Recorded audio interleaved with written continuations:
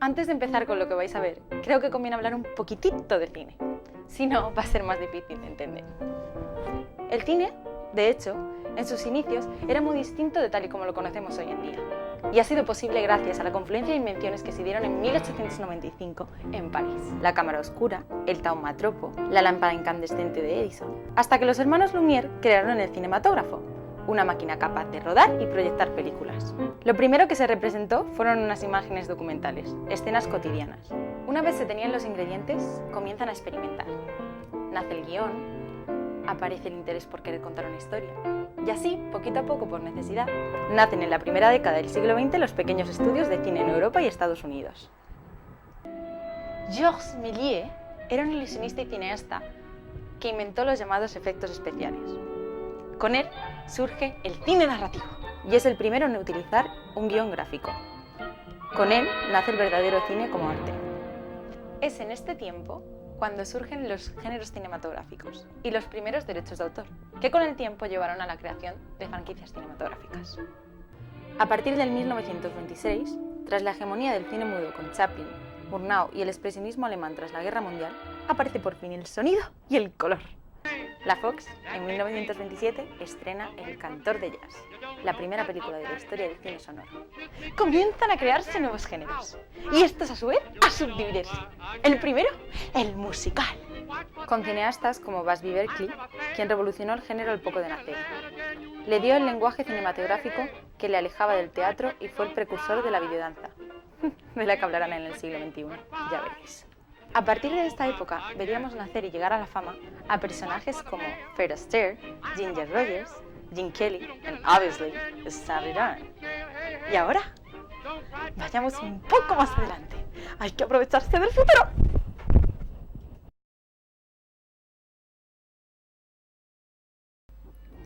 Bienvenidos a todos a la conferencia. Aquí, como sabéis, hablaremos de Stanley Donen y las cosas importantes que hizo en la historia del cine. Pues bien, Stanley Donen nació el 13 de abril de 1924, en Colombia. Era hijo de padres judíos. Un segundo, a ver, esto es importante. Resulta que durante la Primera Guerra Mundial estallaron muchas de las empresas cinematográficas en Europa. Muchos de estos empresarios emigraron a Estados Unidos, y curiosamente la mayoría de estos eran judíos. Cuando llegaron a Estados Unidos se hicieron con el control de muchas empresas cinematográficas, Carl la Universal, la Fox. Y con la llegada de los nazis, los judíos pudieron escapar y llegaron a Hollywood, lo que incrementó la industria en aquel lugar y que se convirtió en la cima mundial de cine. New record!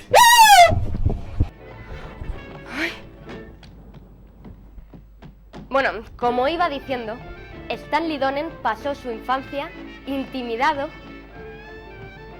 por sus compañeros antisemitas en el colegio. Donen afirma que les sirvieron de ayuda para hacer frente a su aislamiento. Era aficionado a los westerns, comedias y thrillers, géneros muy importantes en los años 20 y 30.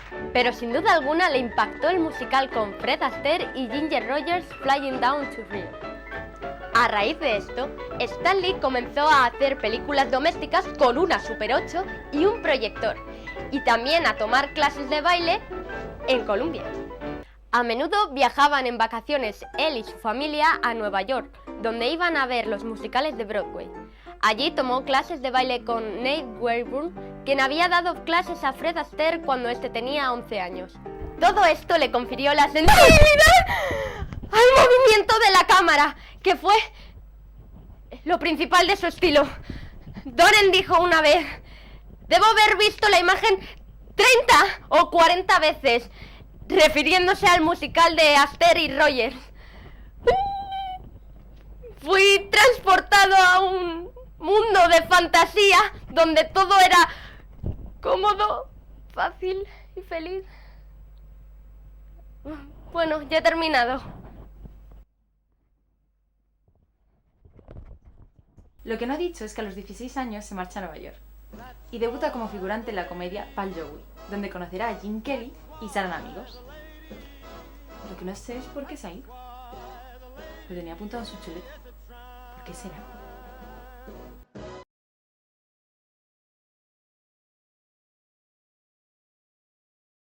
Tanto Gene Kelly como Donen recibieron ofertas de la Metro marchándose cada uno por su lado a Hollywood en 1942. Mientras tanto, desde 1924, la Metro-Goldwyn-Mayer estaba teniendo numerosos éxitos. El cine sonoro surgió en esos años, y los musicales fueron las primeras películas en tener sonido. Sin embargo, hay una cosa que no ha dicho el fantasma del prólogo, que es... ¿Espera? ¿Cómo? ¿Te refieres a mí? Claro, hay más fantasmas en la sala.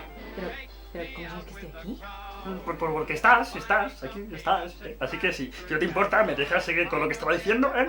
Bueno, el caso es que muchas estrellas del cine mudo no sobrevivieron a esto, ¿vale? Y bueno, pues algunas simplemente, pues no sabían hablar ante la cámara. Entonces, pues su estrellato acabó muy bien. Aún así, las primeras producciones de la Metro, en palabras de Arthur Freed, eran tan malas que era fácil superarlas. Some of the first musicals were so bad it wasn't hard to improve on them. They ground out musical pictures one after the other in the early days, in which the music would be pop tunes of the time, written for that express purpose. The dances would consist of some kind of jazzy tap number usually, and they had no real meaning beyond that. La primera vez que Stanley Donen trabaja con Arthur Freed, se encarga de la coreografía y del co-guión junto con Gene Kelly. Es en... Take me out of the ball game. ¿Será posible?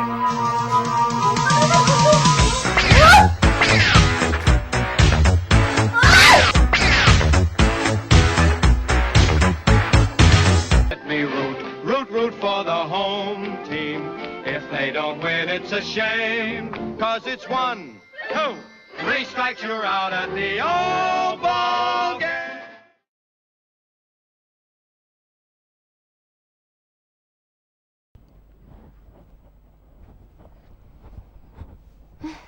Bueno, pues ahora vamos a hablar de las películas por las que Stanley Donen ha pasado a la historia. Y yo voy a hablar de Un día en Nueva York. La codirigió con Gene Kelly.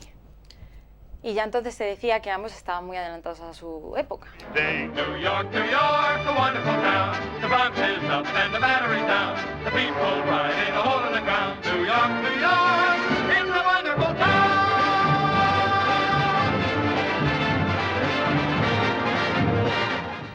Traían consigo gran experiencia como coreógrafos. Un musical de Broadway. Pero la verdad es que la película poco tuvo que ver con su precedente teatral. Solo se salvó el esquema general. Incluso la música fue reelaborada, conservándose la original de Leonard Bernstein y añadiéndose composiciones de Roger Evans. Los personajes en los musicales debían expresarse coherentemente a través del canto y de la danza, pero esto realmente nunca fue así. Un día en Nueva York es la primera película musical que consigue cierta naturalidad en esa expresividad. Pero, espera, ¿pero qué haces? ¿Qué pasa? No te mires. ¿Cómo que no me mire? Bueno, como íbamos diciendo, tras el éxito de esta película, Freed decidió rodar Royal Wedding, poniendo a Fred Astaire como protagonista. Bueno, vamos a hablar de algo maravilloso de esta película. ¿Sabéis lo que es la videodanza? Bueno, a ver, el término videodanza es un término que nos hemos inventado, ¿vale? O sea, no existe. El término es inglés. Pero lo definiremos como cualquier acto coreografiado, normalmente dancístico, que no puede ser llevado a cabo más que en un medio audiovisual y es virtualmente imposible representarlo en cualquier otro tipo de medio. El uso de esta técnica es muy actual, yendo desde, obviamente, las películas musicales como esta, bodas reales, de la que hablábamos, hasta anuncios de cepillos de dientes o cosas tan estrambóticas como esta.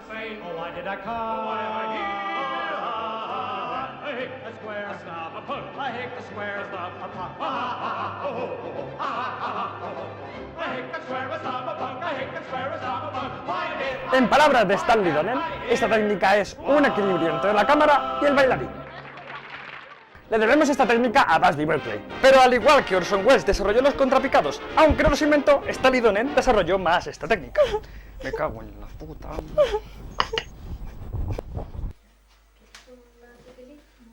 Pero, vamos a ver, ¿qué te pasa? ¿Qué te pasa? Pues que ahora está en color y no va a poder regresar a su tiempo.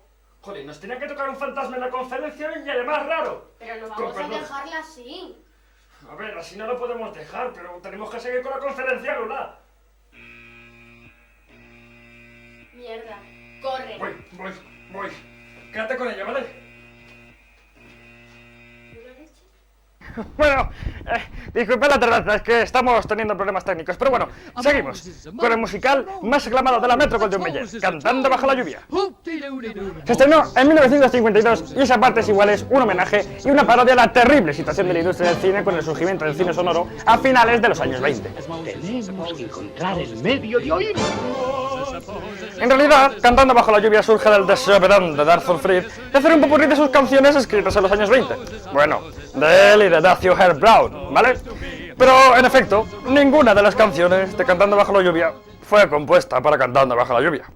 Ni siquiera Singing in the Rain, siendo esta del musical de The Hollywood Avenue. De hecho, en el póster original de la película se veían los protagonistas con chubasqueros amarillos que curiosamente no visten nunca. Pero qué casualidad que sí en The Hollywood Avenue. La idea original de Fried era hacer un remake de otro musical, El Remolque, pero a última hora prefirió contratar a Adolph Green y Betty Comden para escribir un guion en vez de ser tan cutre con otro remake.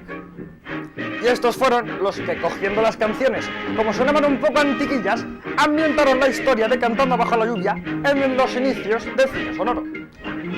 El guion de Cantando bajo la lluvia probablemente fue hecho con una intención meramente comercial, como la gran mayoría de los musicales de la época, como bien decíamos, pero en este caso no fue un ejemplo de ello.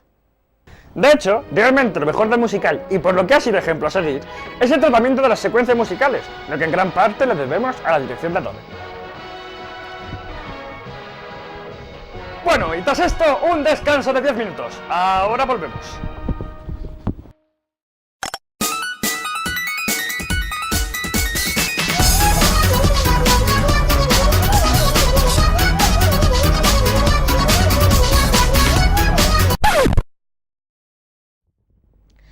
Siete novias para 7 hermanos. ¿Qué podemos decir de este musical? Ocupa el número 21 de la American Film Institute. Está basada en el mito romano de El rapto de las Sabinas. La protagonizan Howard Keel y Jane Powell. En esta película ya no colabora Gene Kelly. Está dirigida por Stanley Donen y la coreografía va a cargo de Michael Kidd. No hay coreografías de baile como tales, excepto en algunas escenas como esta.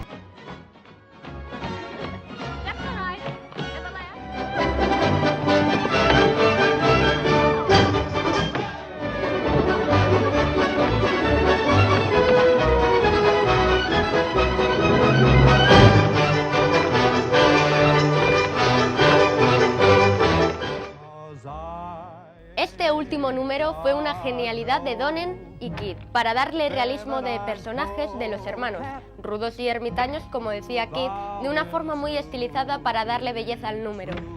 La mayoría de las canciones están cantadas de forma solista o conjunta por Powell y Keel. En esta película es muy importante el juego de la cámara que hay, sobre todo en las coreografías. Fue complicado también hacer bailes porque de los 7 hermanos 4 eran bailarines, un acróbata y 2 actores. Más tarde, tras un desliz amoroso entre su exmujer y Gene Kelly, y sobre todo el cambio de la directiva de la Metro-Goldwyn-Mayer, Stanley abandona la productora y los musicales casi por completo. Pero sin perder el estilo que le caracteriza, y por lo que realmente ha pasado a la historia, con películas como Charada, aunque en estas se aprecie menos. Asistimos a las películas de Donen instalados ante ellas, sin esfuerzo, como espectadores objetivos. Es un director que se fija en el movimiento, hace que, dejando al público interpretar, este sea sugerente en sí mismo, permitiéndonos saber sin esfuerzos los sentimientos, la relación entre personajes y cómo el ambiente en el que se desenvuelven les condiciona sin llamar la atención. The most fabulous sight is New York in the light of the day. Our only day. New York, the wonderful town. The Bronx is up and the Battery's down. The people ride in a hole in the ground. New York, it's a wonderful town. Un conjunto de numerosos guiños que se superponen y entrelazan para crear un significado fílmico completo y complejo. Se puede decir que Stanley Donen desarrolló el lenguaje de la narración audiovisual desde el movimiento, tal como lo hizo Hitchcock desde el suspense,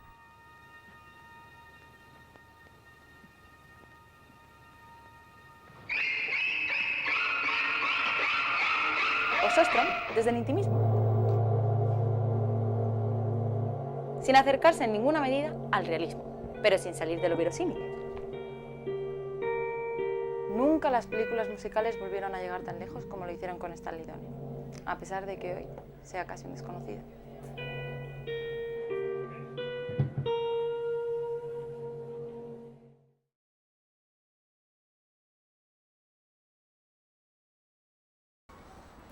Ay, qué buena idea fue hacerle hablar del pasado, ¿verdad?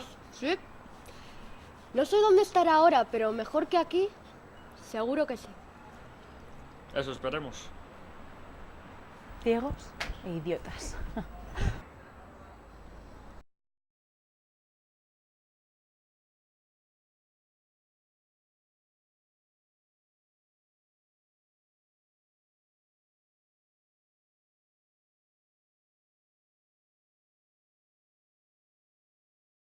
Espero que lo disfruten. Y yo me voy porque no hablo. Ah, vale, hola. Experimentó la industria en aquel lugar y lo que provocó que se convirtiera, lo estás grabando, y lo que provocó que se convirtiera en la cumbre mundial del cine. Sí, y que se convirtiera, no, joder, me cago en la vida. Industria en aquel lugar y que se convirtiera en la cima mundial del cine. No. Sí, joder, sí. Era eso, no. Es da igual cumbre que cima, joder, es igual de alto. Vuelvo a empezar. Y con la llegada de los nazis, los judíos pudieron escapar y llegaron a Hollywood. Venga, dale. Y con la llegada... Y con la llegada... Ha dicho, sin embargo, el fantasma del prólogo es que... Me contestas. Ya, vamos a repetir. ¿Hay más fantasmas en la sala? Vale. Vale, eso me tocaba a mí. Donde se encarga de la coreografía es en...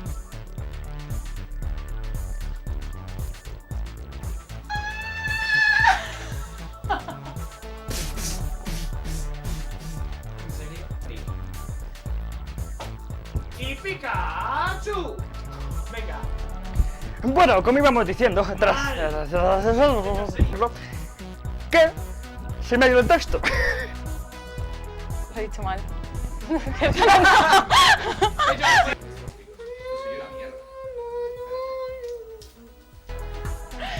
¡Tío, joder, pega una hostia!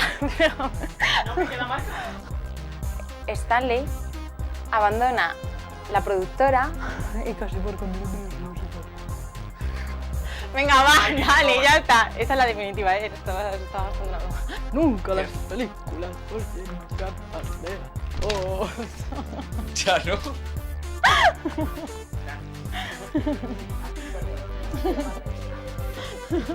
Quédate la pela, estás haciendo una conferencia, ¿vale? Entonces tu personaje estás alérgico.